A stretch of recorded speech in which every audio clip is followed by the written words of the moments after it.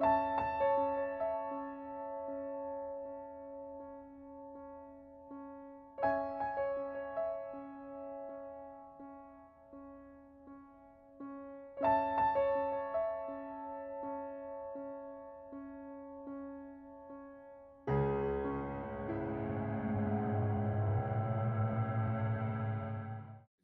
back. You're on the boat. I mean, Yasmin's going. You're all with her for the moment. Most of you, or all of you, except for Mike, were at this place before. You know what's still there. There's zombies. There's dogs that bark and kill you. There's a man that can possess your mind. This is not a welcoming place to go, especially since you were just there. Yeah, this isn't gonna end well. I don't know what you think is gonna happen here, Yasmin, but it's not gonna go well. Not. If you all don't want to go, that's fine. I will walk in there by myself. I will face my father by myself, but I must at least know what...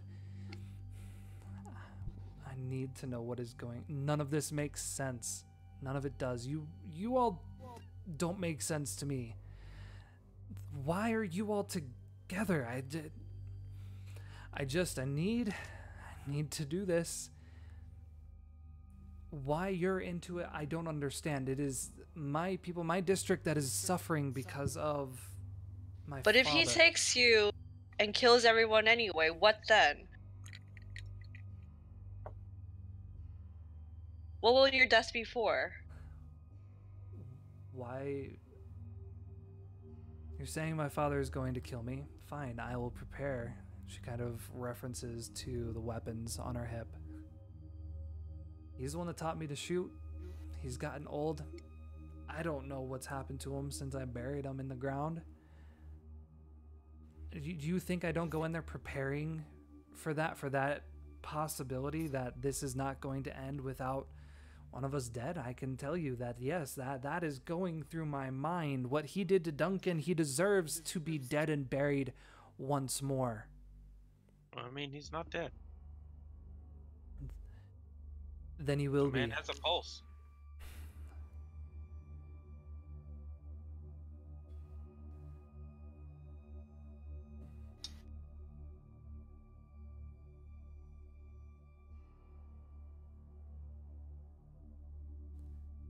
Well, be prepared then.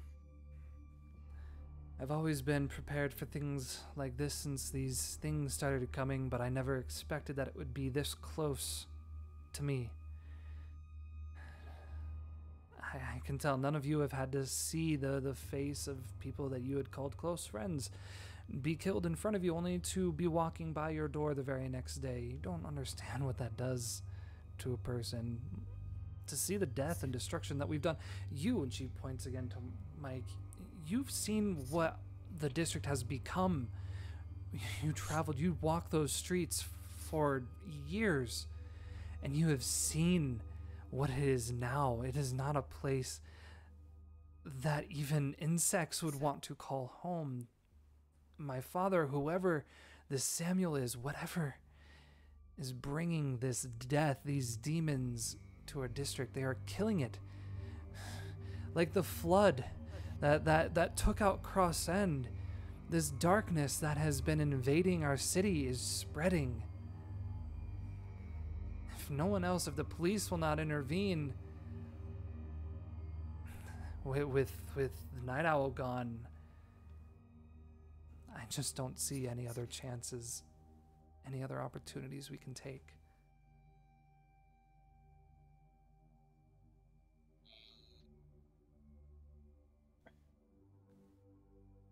Well,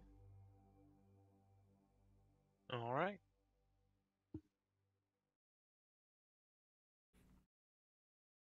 So as she's piloting the boat, you start to get close where you can see the black gates kind of up the hill from where you all had jumped over. The rags still hung over them as it was not that long ago. By this point, it's probably reaching about 4, 5 o'clock in the evening. The sun is starting to get a bit darker and the sky is starting to set. She goes a bit further past it, probably to an entry point where it's going to be easier to get on the street and just head to the entrance. again, you guys all have a moment. Do you do anything to stop her?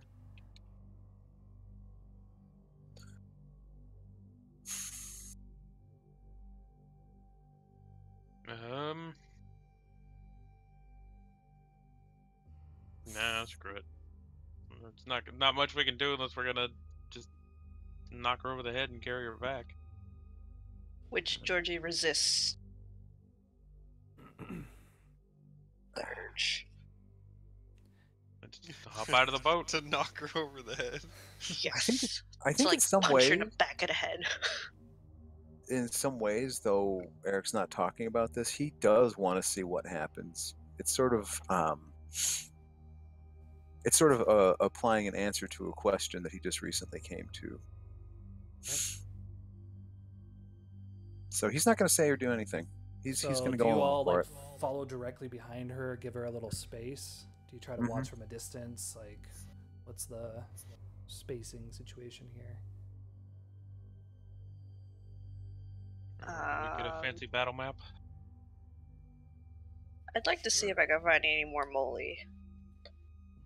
Well, I'm So just this talking is where about I getting found it. close to the ruins. Like, as you're walking down the streets to get here, it looks like she's going through the front gate. So are you following her through the front gate? Are you waiting back to see what happens? Because you definitely get to a point, like, you see people, dogs. You don't see any families or civilians in there. You just can see the place just as you left it.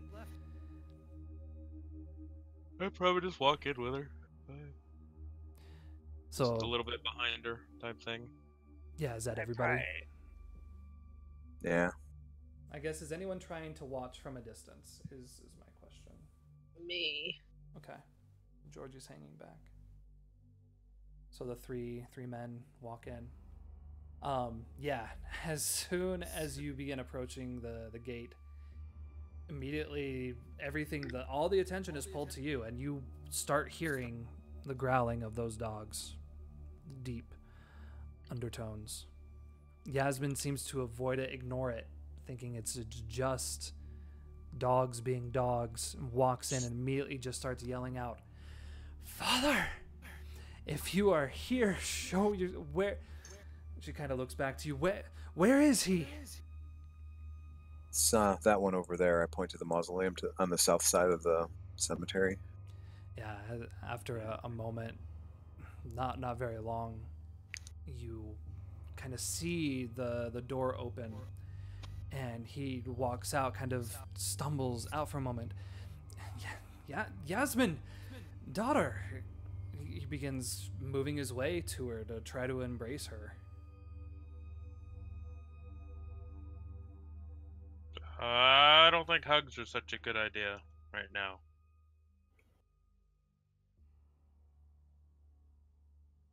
I want to see how she reacts. All right, I'm just dragging you all in here. Just She was the one determined to come here, so Alright, well, we'll stand peacefully by then. I'm See not how it saying goes. don't be ready. I'm always ready to punch something. Yasmin's huge. Why is she Whoa. so big? Huge! She's so huge. Yeah, seeing her father, like, immediately you see her hand kind of go to her hip, and she begins kind of walking back for a moment, just trying to judge, because he's looking like her father, walking like her father, sounding like her father, and he just continues walking towards her. And before she really has a moment, like, you can tell she's hesitating, and he just grabs her up and just squeezes her tight. Dear, you finally come. And you've brought friends. Kind of steps away. There's no need to be frightened. Dear girl, there's none at all. You must have so many questions. Please, come with me. Begins to usher her back towards this tomb. She's hesitant. She kind of looks back to you all, and she gives you the look like, let me deal with this. And she begins to follow him. No. no. I don't like it. I'm gonna sneak up close so that I can at least try to overhear if anything terrible starts to happen. Sure, sneak around. Absolutely. Sneaking. I'm just gonna go stand by this tree over here. Right there. And just kind of Oh, yeah. watch him. My sneaky tags went away. Indeed, but you just got some other special tag. Mm-hmm. Yeah, good luck with that. Let's see. I can still finagle something here. Elaborate planner, art of deception, and the drive. Right. Yeah. I need to know what's going on in there. Drama queen. Perfect. Hey. Go ahead and wherever you get over there. There's probably like cracks or not like windows you can see through, but yeah, cracks within the stone that you'll be able to listen through. Yeah. Mike, are you sticking with Georgie, or are you in there with the rest of them? Did you walk past these similar looking zombie like dudes to kind of just oversee? I would have kept pace with. Right. Yeah, so you're probably over here by the tree as well. They both enter inside. The door closes behind them, and this guy, kind of a bigger guy, probably looks to have been some kind of factory worker, just appears stronger, still those vacant eyes, probably standing about 6 foot tall, maybe 250 pounds, and just kind of stands and walks over the door. Inside, So, little guy. for some, yes. And Eric, you hear what sounds like movement of maybe chairs or something like that. You hear general conversation like, please sit, are you thirsty? As Yasmin walks in, you hear her gasp immediately, and you almost feel her sickness at like the fact that her father is even offering her a drink within this space is disgusting, but she's holding it in. Like you might even hear a gag or two. Outside the walls, Georgie, you see all of them go in. You can see the movement of the guards. Most of the attention's being pulled towards the tree. There's still one guy that stands outside the front gate, younger guy. He's wearing probably some kind of a driver of a coach or something like that, kind of a dark suit that's just been faded. It looks like he was probably buried for a while. Like they actually pulled him from a coffin because he's fairly finely dressed. And he's just kind of standing out there. Every once in a while he'll look over, very slowly ponder over in your direction. Seems to just be watching out for anyone else that might be coming. But you are out here. What are you wanting to do? I think I found Molly out here previously. Yeah, you definitely... Can I investigate to see if there's any in the area? Yeah, absolutely. Are you looking specifically for that route, or are you just in general looking for what's around here? For that route. She has a better because she's already worked with it. Right. So, yeah, absolutely. See. Well, I guess, you can even change the game. We know it's here, so you can change the game a matter for, as you're looking around, how much more you're able to find. Okay. Cool, maybe I'll find something else. We'll see. We'll see what the dirt words can tell me.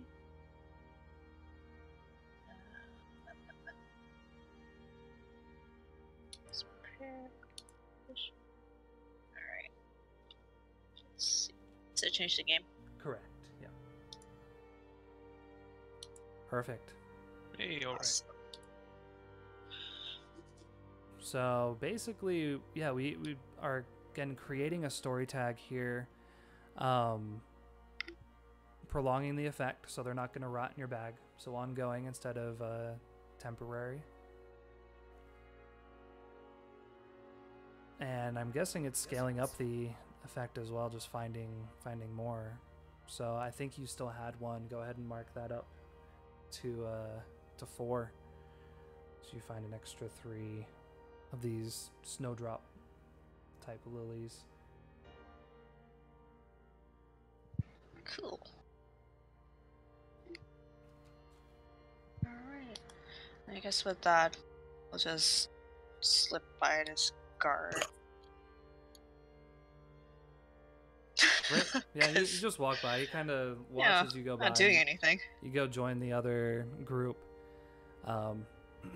Yeah, so Eric, you're listening to the conversation. At first, you can tell it's as if they're both in 2 different places. Like Yasmin's trying to control herself, asking a lot of like, "What is this? What are you doing here, Dad?" And he's just talking about how she's been doing. "I've been watching your work. You're doing quite well. A leader of all of those men and boys. You should be very proud of yourself." Just being very happy for his daughter. And she is asking him question after question after question. He's not answering. He is just talking to her. He's not listening to her.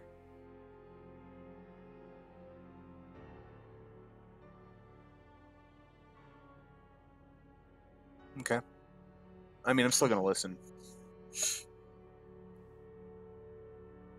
After a few more moments, you hear her move to a corner of the room. What have you done to him? Henry, it's gonna be okay. I'm here now. And I have friends outside. We're gonna get you out of this. Father, release him now. Release him back to me so I can care for him.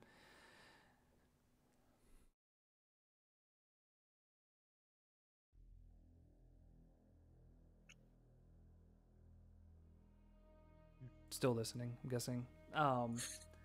Yep. Melville kind of stops. It's fine. I'm done with that one anyways. He's not the one that we're looking for anyhow. Yasmin, it's hard for me to explain what it is that we're doing here. It's for the greater good. The fact that you see me here today, speaking to you, able to share a drink with you is no mere mistake, no.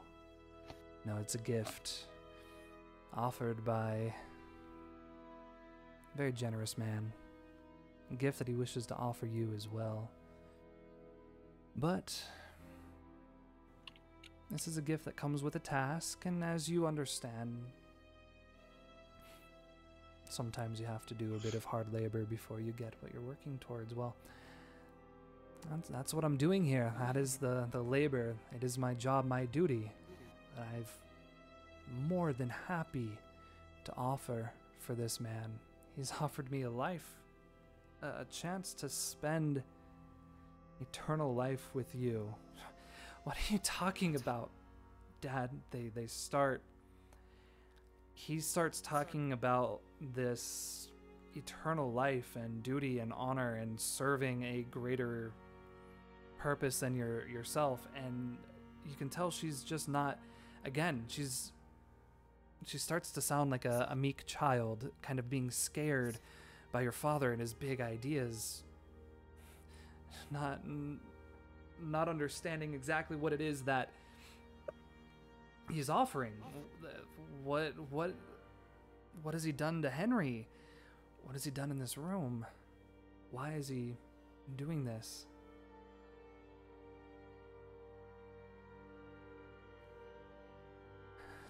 Yasmin, calm down. Dear girl, nothing you can do to me here in this room will stop any of this. You hear the sound of a hammer of a gun click back. Father, stop. You're not making sense. You're mad. You've been driven mad by something. You can't be doing that to people. No, let me go. Let me take Henry. Let me leave from this place and stop what you're doing. This task, it is not more important than the life of the people that you lived with.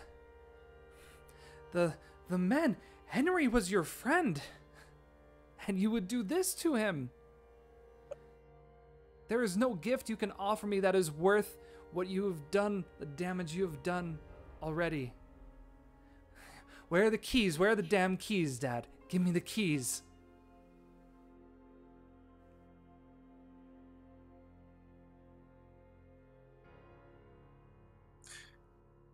I'm getting ready to make a move if I hear anything else going on that sounds bad. I'm priming hear myself. Movement. Yeah. You hear the sound. It sounds like a keychain, very similar to the one in the other dungeon being pulled off the wall. You may not understand now, dear girl, what this gift is. You may not understand it for another 10 years, another 100 years, or another 1,000 years, but I promise at some point it will become clear and you will understand what I am doing here. But I do not wish to see you sad. So if all you wish is to take Henry home and care for him, that's fine. I am done with him. Do as you will. Start to hear the sounds of chains being unclasped, kind of gasping like someone's being released from being stuck in the same position for a while. You hear footsteps and what it sounds to be someone being dragged along. And the door opens, and outside, everyone by the tree, you can see Yasmin is carrying this older man.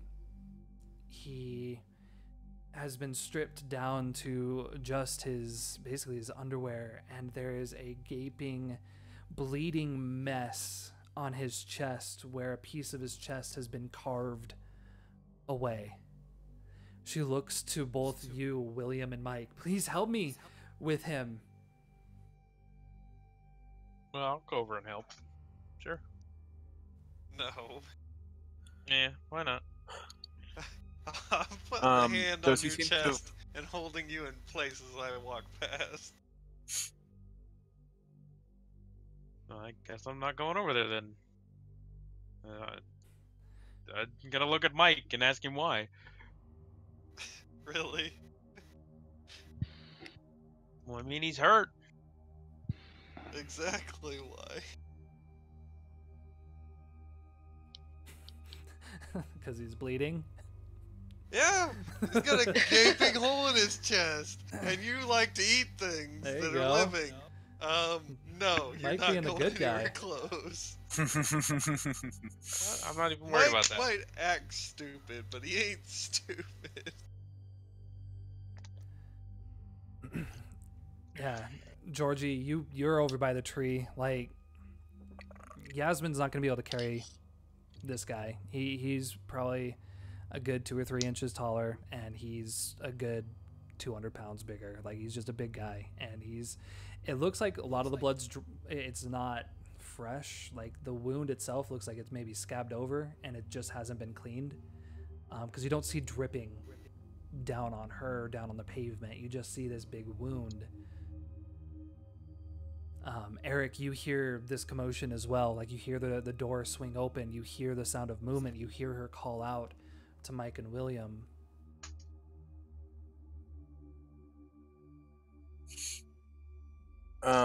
Does Melville seem to have gone out with her? No. Or okay. Nope, he has stayed inside. She's walked out. Basically, as soon as she's moved out, the door closes behind her. Like, he just allows her to leave and just closes the door behind her. Okay.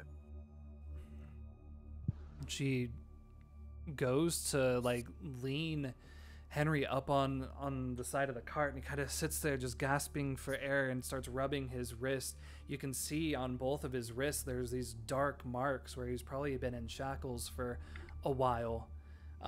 His skin is very pale and sickly looking, but just kind of looks for a moment. Neither of you young men are gonna offer an old man a bit of help. Come on. I can walk out of here, but I will come out and assist, Yeah. I think, at this point. Georgie will walk on graves and he Yeah, like, sure, I've been forbidden. You know. You got vetoed. and Yasmin no, takes we got this. as much of his weight as she can, and the whole time you just hear him talking to her. Thank you, and she just, don't talk now. Let's get you home. Let's get you to Nora. Everyone, all of the folks in here have given you all kind of a wider berth. The guy in front of the door, he's moved back in front of the door, but the rest of them have just kind of moved back, given you some space to help move Henry out of this place. I mean, it's good that we have Henry, but we clearly haven't done what we came for. I don't like to say that I told you so, but you see what I was trying to tell you before. Are you talking to Yasmin? Yeah. As I'm sort of helping her with Right. Henry. Getting Henry out of there was the first priority. No, I understand that completely. My father will be dealt with. He will. I don't know the madness that he speaks, but it's clear he's not right in his mind. What did you see in there?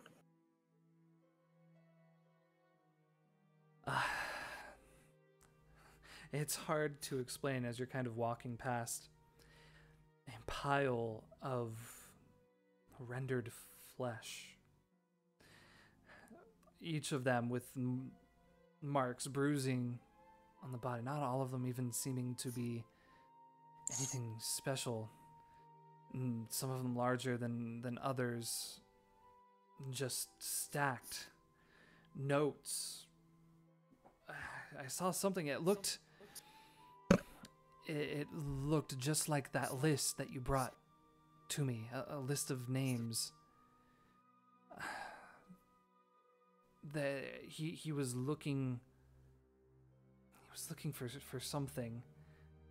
I don't know. Let's just keep going. It's clear that he was using that as some kind of office. There was loot, barrels of rum, boxes of cigars, gold, and items taken from homes, from what I can tell, things stolen.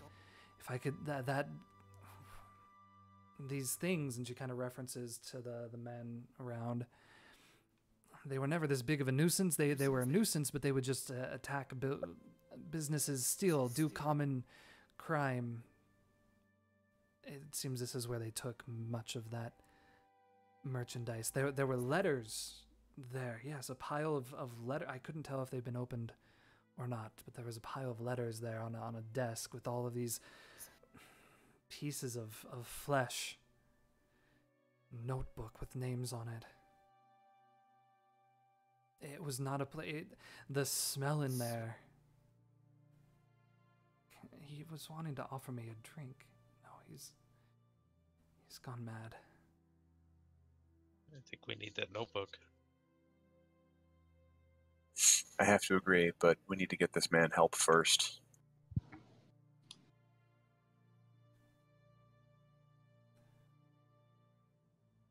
Yeah, let's go. Yeah, I suppose so. So as you all begin to kind of make your way to the boat, a little bird lands on top of the Heritage Library in the Blue Collar District. Kind of takes some time to observe. It's a beautiful day here over here in the Blue Collar District. It kind of it's almost a bit humid. it's summertime. You see kids running up and down the street, you know, kicking rocks and chasing stray cats. And it's about that time that all the men are coming home from the factory and kids are running up to greet their dads, give them a big hug. It's kind of just a happier place than where you just came from. I'm gonna duck back down into like the area behind the library like I usually do when I need to shift back and forth. Right? And turn back into me. Perfect. Yeah, you or you what we just Me. Perfect. Yep. You see like 3 or 4 other birds just kind of cock their head. They're all like, the fuck? And then I will circle around front and go inside. I have research to do. Perfect. Yeah, no, I mean, as you come in, I think whoever the librarian is a bit confused. Like, you already dropped off books this morning. It's a bit unusual for you to be here this late, but yeah, they greet you, and you have full access to your library. What is it that you would like to look for here? There's a couple things that I'd like to look into. Absolutely. I would like to look into the war or any hints of that time period. Maybe not specifically the war, but if we know roughly the years that it happened in, I want to look into like the history of the city. Okay. Around that time. Yeah, so let's do an investigate on that. Everybody forgot doesn't mean that it wasn't written down somewhere. Might be so. somewhere, yeah. It's Right. difficult to tell in this library because, as you were saying, it's still a bit new, so you might not have a ton of dusty old tomes or anything like that, but we'll see. Right. Library benefactor. We'll go with well-spoken because she's probably enlisting somebody's help. Mm-hmm.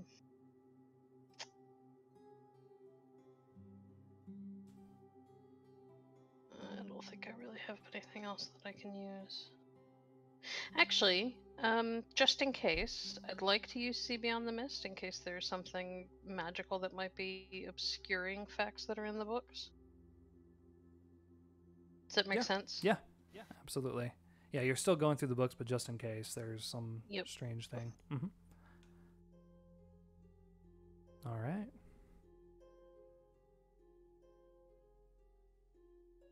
So you're able to do, just from the top, if you're trying to get a time period, you're able to do basic math.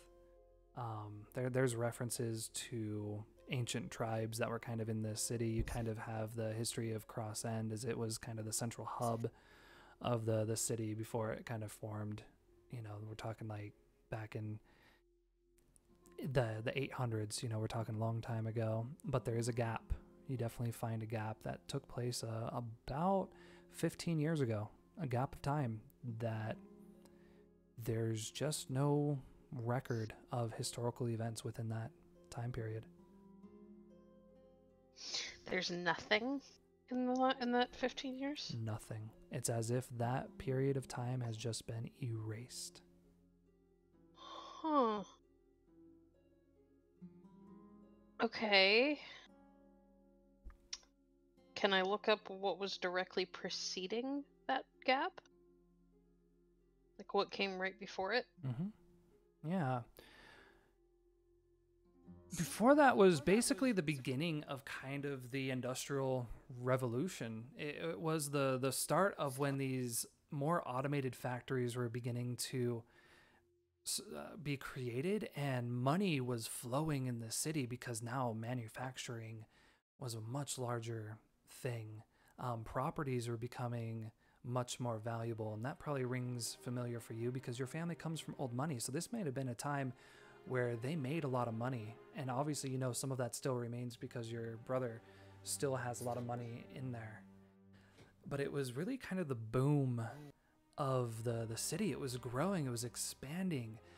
Science was furthering along, and again, all of the manufacturing was coming better. It doesn't. There were no notes for major changes. That's the strange part, is from the point where it stopped to the point where it started, the only thing that really changed is that the boom had kind of ceased, and the city had gone back into more of its normal things. Overpopulation began to happen. The slums were beginning to form because there were too many people, that kind of stuff. But before it, the city was good. It seemed happy. It seemed powerful.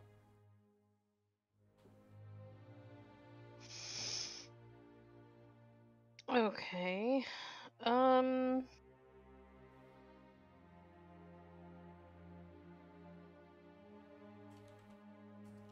And the other thing I wanted to look into was the symbology involved with the birthmarks, the sunburst thing and the crescent moon thing. Right. Yeah, I think this is when your looking past the mist kind of plays in. You come into it could be considered like a mythological book, something like that. For us, kind of Greek history, right? Where it's a bit strange, and it's talking about these ancient tribes, again, these warring families that strangely were drawn to this area. Before a time, there were 15, 20 different tribes that just lived within this area, all feuding over space here. And the general reason was that this was a place of power. One of the images in there has, looks like a standing stone drawn in it. And on the stone, it has an image. It doesn't look exactly like a sunbeam, but you can see how someone might find it a bit familiar. It looks more like a spider. I'll find a way to send it over to you. But there's some, again, like crop circles. These historians feel like this symbol was the reason these tribes were coming here. That this, whatever this was, these standing stones or whatever, was just bringing people here because they felt like it was a place of power.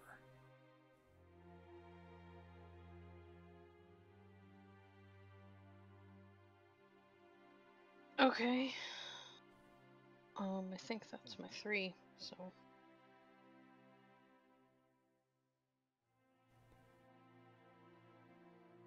All right. And give me 1 second. That didn't show up how I wanted it to at all. That. Yeah, I don't understand. Basically, it's imagine instead of a sunbeam, it looks more like a spider of sorts. Without getting too meta. Just imagine something like that with it's 2 circles with a kind of a V on the top. I'll find a way to get a better image for you. It doesn't look exactly like a sunbeam. It looks more like a spider, but you can see how someone might see it as a sunbeam. But again, it's only referenced in kind of the strange and unusual historical accounts about why there were so many tribes moving to this area before the city was formed. Okay. So I think kind of with Blanche having a moment to do some research, and you all just at least getting Henry back to the Silva headquarters, it's a decent point to put a pin on it, to kind of divulge on this information, try to put pieces together, and then start off again next week. So I think that's where we kind of fade with looking at the city from a wider lens.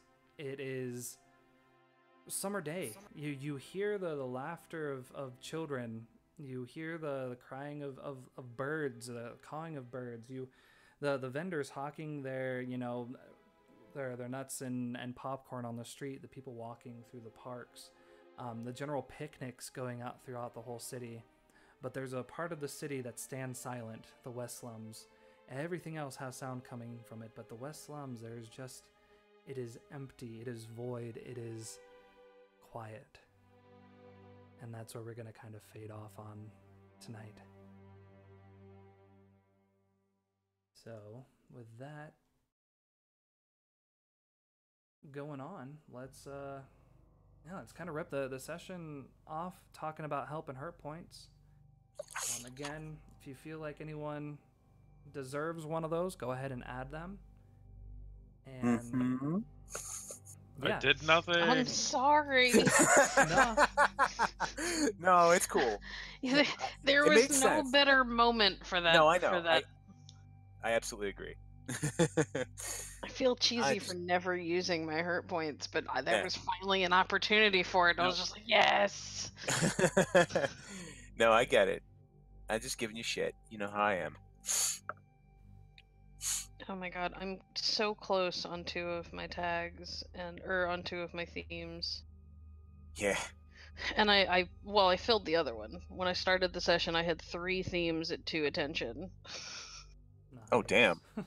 Yeah. Now I have 2 at 2 attention, 1 at 1, and 1 at 3. Fancy. I think like 2 weeks ago, I actually got 3 and 2 at once. So that was kind of wild. And then last week, I completely lost a theme. So hey. Mm-hmm. I didn't actually do a roll this time. I know, there was not a fight. So I know, I'm sad. There easily could have been. I was gonna grab William and we were like, okay, you guys are good on the boat. Let's do this. well, right, and that's why we're pausing, just in case you want to do that. And then I was gonna yell Leroy Jenkins. Yeah. Leroy Jenkins. I'm all up for kicking in the door and beating his ass and taking his immortality. That's Hey, that's not a part of the plan. that is not a part of the plan. That's a bad part of the That's plan. not part Stop of it. your plan. Stop it. Bad spoon. Well, I mean, William has his own ideas. I'm going to go ahead and wrap up the video here. I'll stick around to talk for a little bit, but thank you all for playing. Again, I know it was kind of an awkward session, a lot of me talking to myself, so sorry about that. But as always, thank you all for playing. I think once we decipher some of these clues, we'll be moving in a good direction. Thanks to everybody out there that might be watching, and that's all I got to say. We will see you again next week. Take care.